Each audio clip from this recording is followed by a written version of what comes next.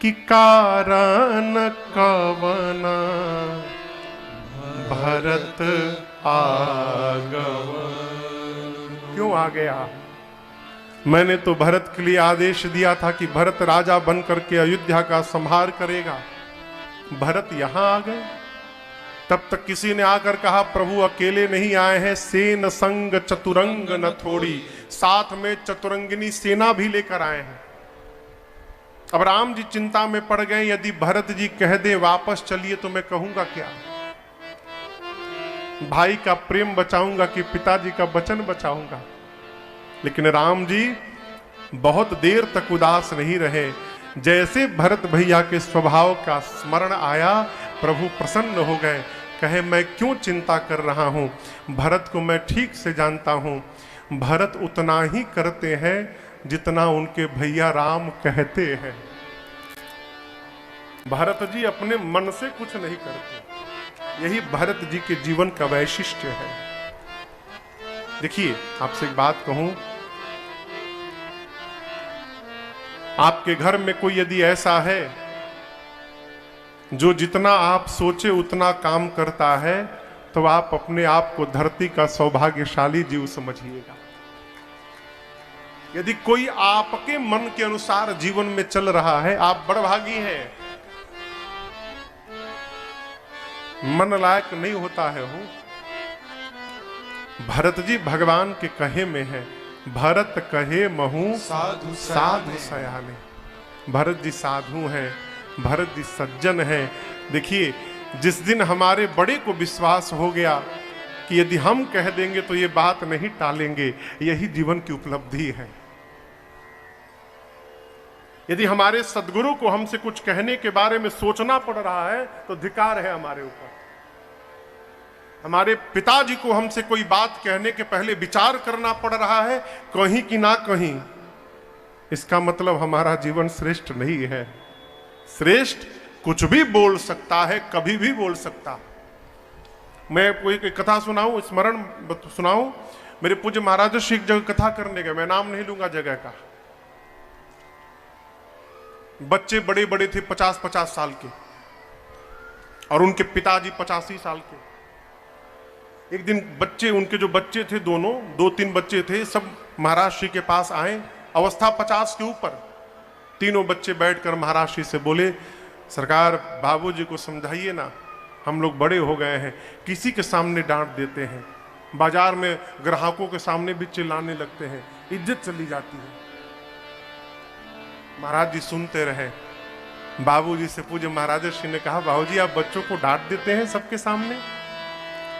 उसने कहा, महाराज पिता हूं मैं, बूढ़ा हूं तो क्या हुआ, उनका बाप हूं, और बाप होने का अधिकार है। मैं जब चाहूं जहां चाहूं अपनी संतान को डांट सकता हूं। इसी बात के लिए तो बाप हूं मैं। क्या मेरा इतना भी अधिकार नहीं? आप सोचिए उस महापुरुष की बात। यदि हमारे पिता को हमसे कुछ कहने के पहले विचार करना पड़ रहा है तो धिक्कार है हमारे जीवन पर। श्रेष्ठ जीवन क्या है माई बाप? हमारे बड़े को कुछ भी कहने के पहले सोचना न पड़े, तो कुछ भी बोल दे हमको, और हमको उसको सहर्ष स्वीकार करना चाहिए। राम जी क्या कहते हैं? भरत कहे महू साधु सयाने।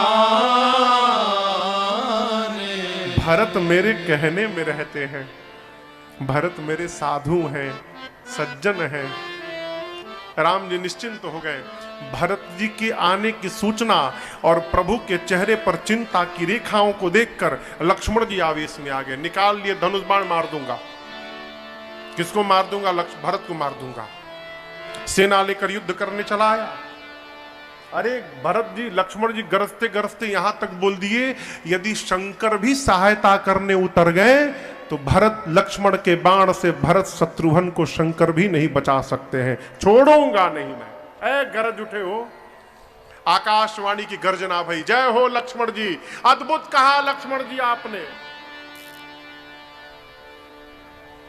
उसके बाद धीरे से आकाशवाणी ने कहा, लक्ष्मण जी, बुद्धिमान व्यक्ति कोई भी कार्य करने के पहले 100 बार विचार करता है। कार्य करने के बाद पश्चाताप करना ये श्रेष्ठ व्यक्तित्व का लक्षण नहीं हुआ करता है। करने के बाद पछतावा क्या करना, आप तो कर गए। कार्य करने के पहले चिंतन करिए कि पछताना ना पड़े बाद में। भरत भैया के प्रति लक्ष्मण जी के भाव को सुनकर राम जी ने कहा, लक्ष्मण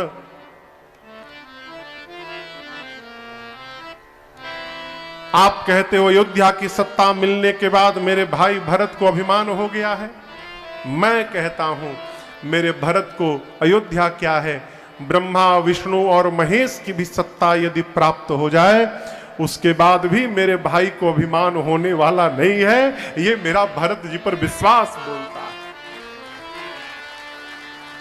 देखिए तसली जानता नहीं सब है, तसली के दूध में यदि सिरका का बूंद डाल दीजिए तो वो दूध फट जाएगा, लेकिन दूध के समुद्र में सिरका को डाल दीजिए तो दूध का समुद्र फटने वाला नहीं है। भरत जी दूध के समुद्र हैं। सत्ता रूपी सिरके के बूंद से दूध का समुद्र रूपी भरत फटने वाला नहीं है। ये राम जी का विश्वास। राम जी बोलते बोलते सौगंध ले गए, लक्ष्मण तुम्हारी सौगंध, पूज्य पिताजी की सौगंध, 3 लोक 14 भुवन में मेरे भरत जैसा दूसरा भाई नहीं है कोई है। प्रभु का विश्वास सुनकर लक्ष्मण जी को भी ग्लानि भई अपने ऊपर, मैं क्या क्या सोच लिया भरत भैया के बारे में।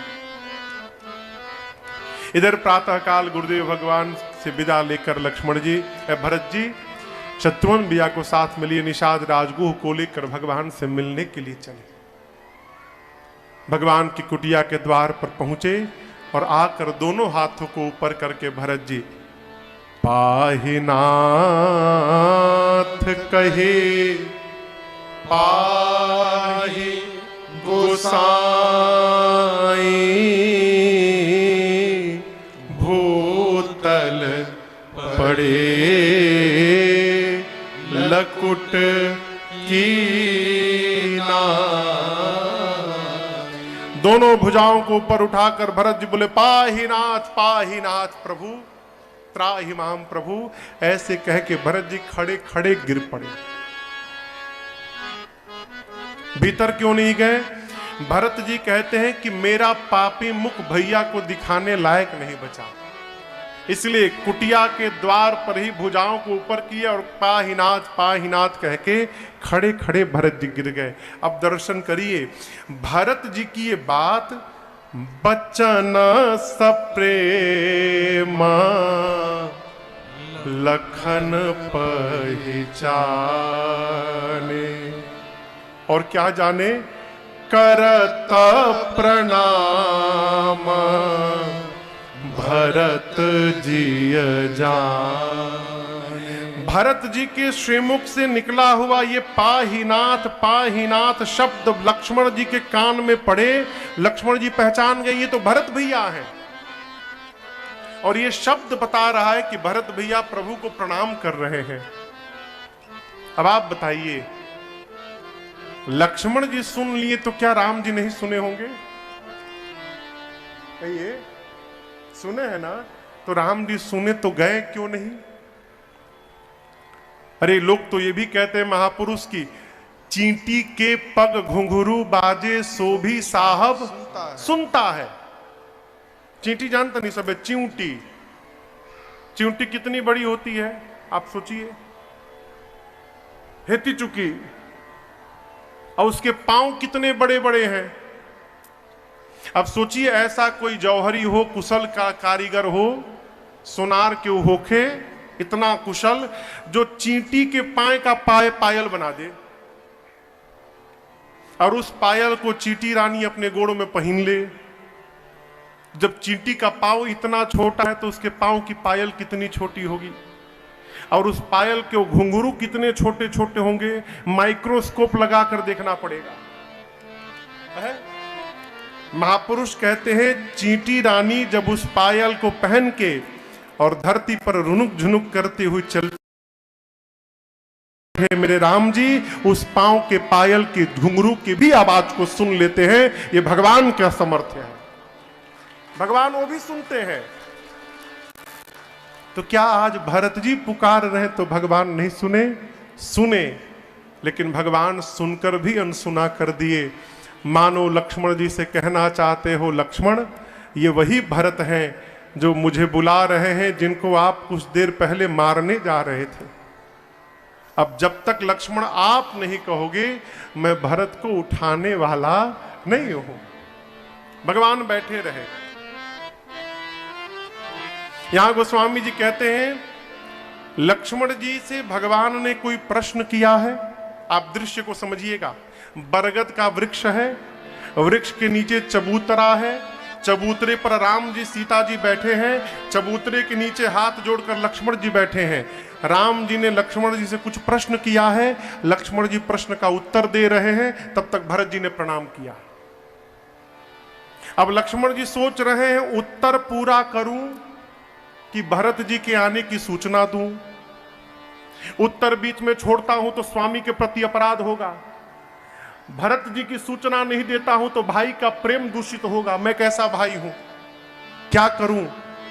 यहां गोस्वामी जी कहते हैं, रहे रहे राख सेवा पर भारू भारू चढ़ी चंग जनु खेच खिलारू। सेवा पर भाव रखा, अर्थात सेवक का कर्तव्य पहले सेवा पूरी करे।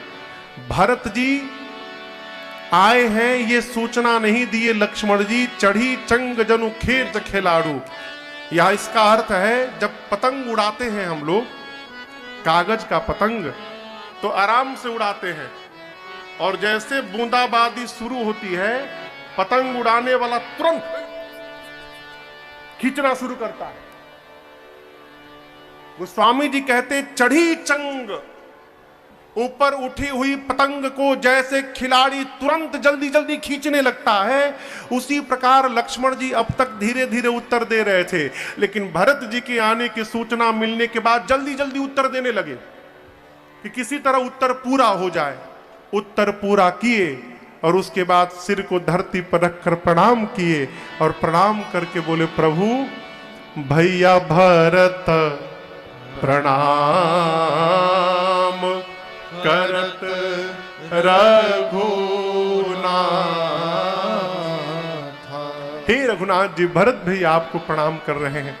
जैसे राम जी सुने, प्रभु इतने वेग में उठे हैं, दर्शन करिए। बाबा कहते हैं, उठे राम सुनि प्रेम धीरा, कहूँ पट कहूँ निसंग धनु तीरा, कहूँ पट कहूँ निसंग धनु तीरा, कहूँ पट कहूँ निसंग धनु तीरा। भगवान इतने वेग में उठे कि भगवान का पटका, धनुष, बाण, कमर का निसंग चारों गिर गए। पटका प्रभु के शरीर से नीचे गिरकर लक्ष्मण जी से कहता है, लक्ष्मण जी पता है हम क्यों गिरे? राम जी लक्ष्मण भरत जी को जाकर उठाकर गले लगाएंगे। यदि मैं प्रभु के शरीर पे बना रहता तो आज राम जी और भरत जी के बीच में दीवार बन जाता। भाई जब भाई से मिलने जाए ना, तो बीच में किसी को दीवार नहीं बनना चाहिए, इसलिए हम शरीर से गिर गए। उठे राम सुनि प्रेम धीरा, कहूँ पट कहूँ निसंग धनु तीरा, कहूँ पट कहूँ निसंग धनु तीरा, कहूँ पट कहूँ निसंग धनु तीरा। धनुष बाण ने कहा, लक्ष्मण जी आप धनुष पर बाण चढ़ाकर मारने जा रहे थे, लेकिन जब राम जी गए तो हम गिर गए।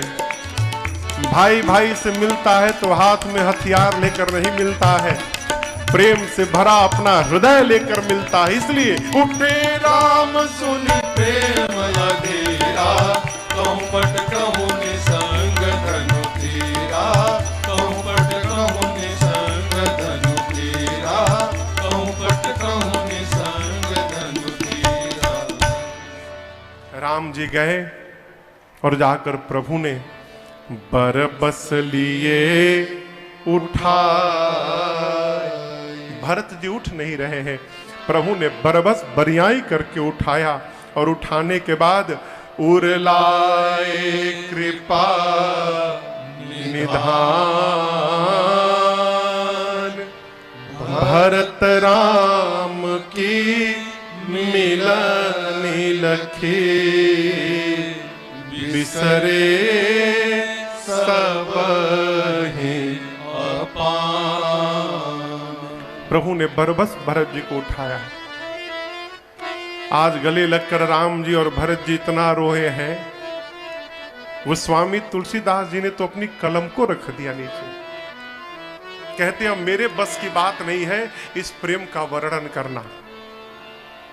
एक एक घास होता है जिसका नाम है गाडर, आप लोग जानते हैं? गाडर घास है एक प्रकार का। गोस्वामी जी कहते हैं कि सितार के तार को निकाल करके और उस तार के स्थान पर यदि गाडर को बांध दिया जाए तो कहिए क्या सितार से सुंदर राग निकल सकता है? गोस्वामी जी कहते हैं जिस प्रकार गाडर लगने से सितार से सुंदर ध्वनि नहीं निकल सकती, उसी प्रकार इस मति मंद कुमति तुलसी से भरत और राम के इस प्रेम का वर्णन नहीं हो सकता है। मेरे बस की बात नहीं कि मैं कुछ लिख सकूंगा। देवता मौन हो गए, चारों भैया एक दूसरे से मिले हैं। यहां दर्शन करिए, गोस्वामी जी ने कितना सूक्ष्म संकेत किया है एक बात का। भरत जी को राम जी के प्रति अविश्वास नहीं था। भरत जी जानते हैं कि हम चारों भाई एक साथ जन्म लिए हैं तो एक दूसरे को ठीक से जानते हैं। भरत जी को चिंता थी कहीं मां जानकी मेरे बारे में गलत न सोच ले, वो तो मिथिला से आई है ना, हो सकता है वो मुझे ठीक से न जानती हो और वो भी मान ले कि इस वनवास में भरत की भी सहमति हो। यदि मां मान लेगी तो मेरा ठिकाना कहां मिलेगा। लेकिन यहां गोस्वामी जी संकेत करते हैं, भरत जी ने मां जानकी को प्रणाम किया, दंडवत किया और मां के नेत्र को देखकर, उनके रुख को देखकर भरत जी समझ गए कि मां सब प्रकार से मेरे पर अनुकूल है और भरत जी का सारा सोच समाप्त हो गया। सब विधि सानुकूल लखी सीता, भे निसोच उर अपडर बीता। भरत जी प्रसन्न हो गए। दूर से निषाद राजगुह ने प्रणाम किया, कहा प्रभु पूरा परिवार आया है मंदाकिनी जी के तट पर। राम जी शत्रुघ्न भैया को सीता जी के पास रखकर दौड़ कर गए, जाकर गुरुदेव भगवान को प्रणाम किए। माताओं में राम जी सबसे पहले मां कैकेयी हम राम भेटी कैकेयी, सबको प्रणाम करके यथा योग्य राम जी आश्रम में लाए हैं। चित्रकूट के इस आश्रम में कुल 4 बैठकियां भई हैं। आप दर्शन करिए, 5 पहली बैठकी अभी आते आते भई। गुरुदेव भगवान ने सबको बिठाकर जगत की नायक चर्चा करते करते कहा, राम आप जब चले आए तो आपके वियोग में आपके पूज्य पिताजी चले गए। राम जी सुने मेरे वियोग में पिताजी चले गए, राम जी बहुत रोए हैं आज। गोस्वामी तुलसीदास जी कहते हैं ऐसा दृश्य उपस्थित भया, लगा मानो आज ही महाराज का महाप्रयाण हुआ हो। बार बार गुरुदेव के कहने के बाद भी किसी ने जल का एक बूंद भी ग्रहण नहीं किया उस दिन। अगले दिन गुरुदेव भगवान ने राम जी से जो जो व्यवहार कहा, प्रभु ने व्यवहार पूर्ण किया है।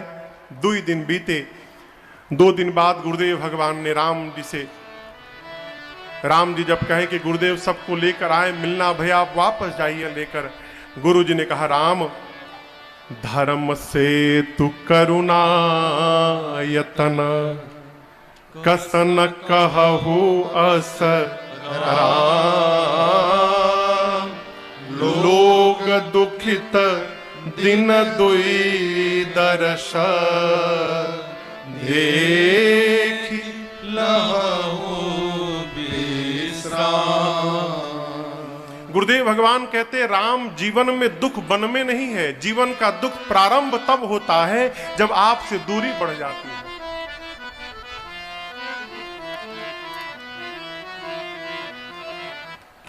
प्राण प्राण के जीव सुख के सुख राम, तुम तज तात सुहात गृह, जिनहि विधि बाम, जिनहि विधि बाम।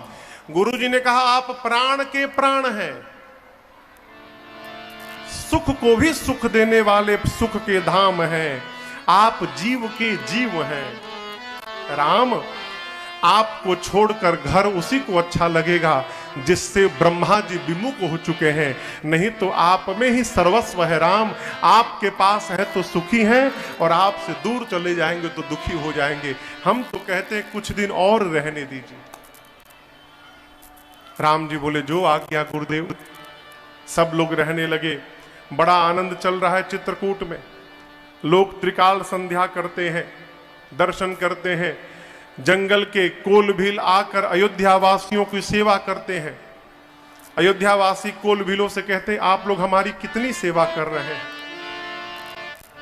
कोलभील बोले कौन सी सेवा। अयोध्या वासी कह रहे अरे फल लाते हैं, जल लाते हैं, हवा करते हैं। कोलभील बोले ये कौन सी सेवा है, हमारी असली सेवा तो आप देख ही नहीं रहे हैं। अयोध्या वासियों ने पूछा कौन सी सेवा। कोलभील बोले अब तक हम लोगों ने आप लोगों को लूटा नहीं, ये सेवा। हमारा काम ही है लूट लेना, लेकिन हम लोगों ने अब तक आपको लूटा नहीं। क्यों? राम को देखने के बाद अब जीवन में कुछ लूटने की तमन्ना ही नहीं बची है, मानो सर्वस्व प्राप्त हो गया। अयोध्यावासी बड़े आनंद में हैं। चित्रकूट की दूसरी बैठकी भई, जहां पर राम लक्ष्मण सीता जी को छोड़कर सारे लोग हैं। गुरुदेव भगवान ने बैठकी में अपनी बात रखते हुए कहा देखिए मैं एक बात कहता हूं, राम जी वन में रहे चाहे अयोध्या में रहे, राजा राम जी ही हैं। क्योंकि राम जीव नहीं है, राम भगवान है। 3 लोक 14 भुवन में ऐसा कोई भी नहीं है जो राम जी की आज्ञा का पालन न करे। सब रघुनाथ जी की आज्ञा का पालन करते हैं। और हम तो कहते हैं यदि हम लोग भी राम जी की आज्ञा का पालन करेंगे तो हमारा भी हित होगा। कहिए क्या किया जाए। भरत जी ने कहा गुरुदेव आज तक मेरे घर की विपत्ति को आपने संभाला है और आज हम लोगों से उपाय पूछ रहे हैं। गुरु जी ने कहा भरत उपाय तो है मेरे पास। यदि आप और शत्रुघ्न वन में जाने को तैयार हो जाए तो मैं राम लक्ष्मण सीता को लेकर वापस चला जाऊंगा। भरत जी बोले गुरुदेव यदि मेरे वन में जाने से भैया वापस चले जाएंगे तो मैं 14 साल के लिए वन नहीं जाऊंगा गुरुजी, मैं जीवन भर के लिए वन चला जाऊंगा। मैं अयोध्या की ओर लौटूंगा ही नहीं। कानन करऊं जन्म भरी वासु। जैसे भरत जी ने ये बात बोली, अरे भरत बचन सुनी देखी सने हो। भरत बचन सुनी देखी सने हो। सभा सहित मुनि भय विदे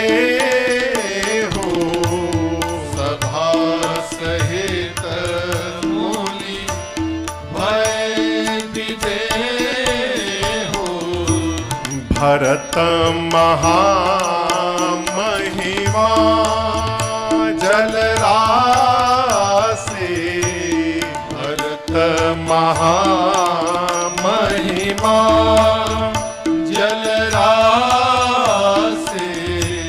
मुनिमति ठाढ़ तीर अबला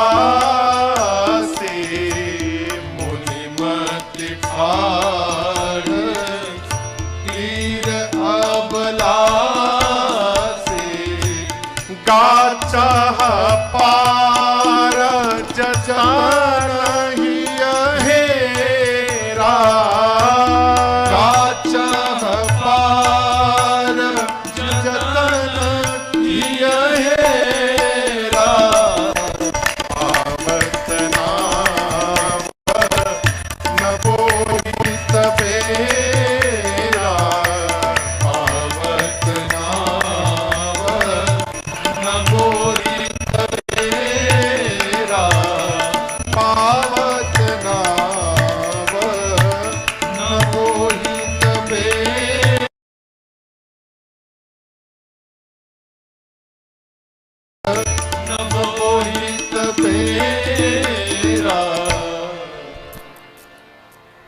भरत जी ने कहा गुरुदेव मैं 14 वर्ष नहीं, मैं जीवन भर वन में रह जाऊंगा। भरत जी के इस वाक्य ने गुरुदेव भगवान के मति को झकझोर के रख दिया। गुरु जी क्या, अयोध्यावासी भी इस बात की कल्पना नहीं कर सकते हैं कि कोई भाई अपने भाई के लिए जीवन भर वन में रहने को तैयार हो जाएगा। अब क्या कहें। गोस्वामी जी कहते हैं यहां पर भरत जी की महिमा विशाल समुद्र के समान हो गई। भरत महामहिमा जलराशि। और सोचिए, समुद्र के किनारे कोई स्त्री खड़ी हो, उस स्त्री को समुद्र पार करना हो, लेकिन उस स्त्री के पास न नाव हो न जहाज हो, कैसे पार करेगी? दिमाग शून्य हो गया, कैसे पार करे? उसी प्रकार भरत जी की महिमा के समुद्र को आज गुरुदेव भगवान की मति पार नहीं कर पा रही है। सबको लेकर पहुंचे राम जी के पास। तीसरी बैठकी राम जी के पास। गुरु जी ने कहा राम तुम निर्णय लो। राम जी बोले आप हमारे गुरुदेव हैं, भगवान हैं, आप निर्णय दीजिए गुरुदेव, जिसको जो कहिएगा सब पालन करेंगे। गुरु जी ने कहा राम अभी अभी मैंने भरत का विचार सुना है और तुम्हारे भाई भरत के प्रेम ने वशिष्ठ के विचार करने की शक्ति को समाप्त कर दिया है। भरत के प्रेम के आगे मैं नतमस्तक हो गया हूं राम, मैं विचार करने की स्थिति में नहीं हूं। मैं तो केवल इतना कहूंगा कि जो भरत बोल रहे हैं वो कर लिया जाए। राम जी बोले ठीक है गुरुदेव, जो भरत जी बोलेंगे हम करेंगे। गुरु जी ने कहा भरत जी से जो जो कहना है पुत्र कह दो। भरत जी ने यहां 3 बात कही। भैया या तो आप लक्ष्मण को वापस करिए, मुझे साथ में रख लीजिए, नहीं तो आप तीनों वापस जाइए, हम शत्रुघ्न वन में चले जाएंगे। नहीं तो हम शत्रुघ्न लक्ष्मण तीनों वन में जाते हैं, आप मां को लेकर वापस चले जाइए। इन तीनों में से जेहि विधि प्रभु प्रसन्न मन होई,